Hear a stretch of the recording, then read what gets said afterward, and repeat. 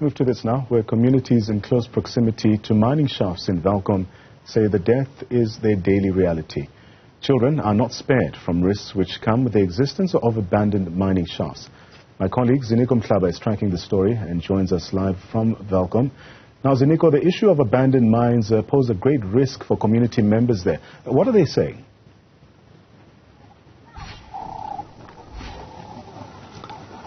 That's correct. According to various community activists we've been speaking to throughout the day.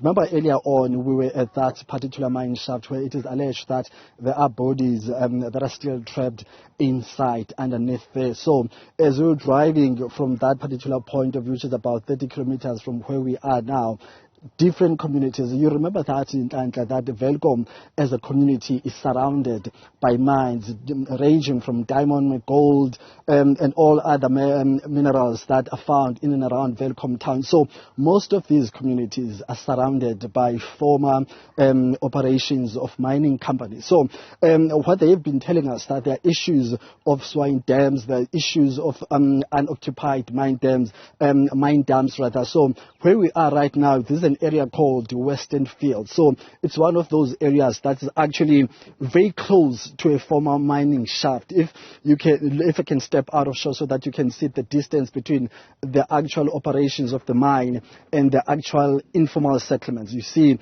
that gentleman there pushing a wheelbarrow there. It's coming actually from the side where you've got the very old mine dumps that's open now, which is being operated by illegal miners. So what we notice as we're observing, talking to different members of activists here, these people that are actually operating from these informal or these old mine dams, they've got some very, very personal relations with the members of the community. What we've been told is that earlier on, when they were coming into this area, it was very difficult for them to interact with these communities. But now things have changed. As you can see, the two gentlemen there, they're actually walking from the side where these illegal operations are taking place from. You can see they're just going to walk across the road. And if we're going to see, as we pan to our left here, you will see those kids that are playing under those trees there. You know, we passed those kids as we're driving to where we are now. They are just under 12 years old, but the level of comfortability they have, they don't seem as if they are scared. They don't seem as if they are walking into a dangerous territory. That talks to the issues of interrelations between community members here and the actual illegal operators. As you can see that there's an open field on our extreme left. That's where now, behind those tall trees, that's where these illegal operations are taking place. You can see that there's that mine dam there just underneath this tree.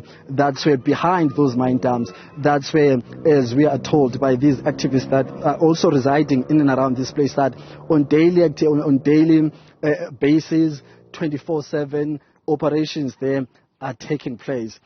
As we pan to our left there, you will see that there are those kids that are playing just across that former, I think it was a former stadium, but it's just meters away from those illegal operations. So the problem now becomes when things become when it gets to the evening period of the day, just after 6 o'clock, we are told that this area becomes a ghost town. No one you will see walking on the streets safely, because that's where now some of the illegal operators, illegal miners are making their way into this field. So it becomes very, very dangerous. And they are also told that just after 6 o'clock, everyone is at home. No one is moving, no one is going to a shop, no one is going to a neighbor, because that's where you hear many gunshots in case there are any battles. So that's the situation here. So we're just anticipating to see if we will be able to try to speak to the activists so that they give us, personal encounters, because as we're told that there are cases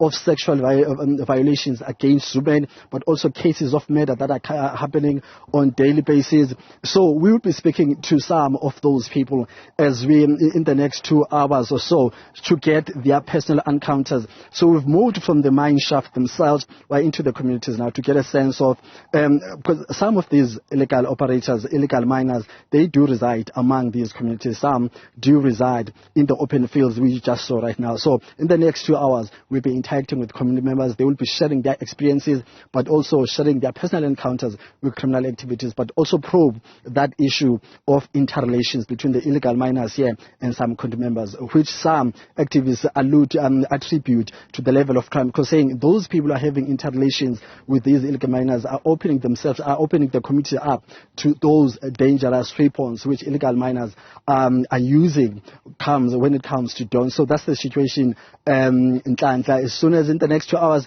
I think we'll give you a real sense, but we're also engaging with the people. So they'll be giving us their own experiences as far as crime, as far as sexual violations are concerned, but also that issue of interrelations, how is working, how is it endangering the very same community they are residing in. Well, thanks to our reporter Ziniko. Mhlaba was out in Welkom this time, keeping a very close situation, of course, over the risks that are posed by those abandoned mine shafts, and also hoping to speak to residents a bit later on in the program.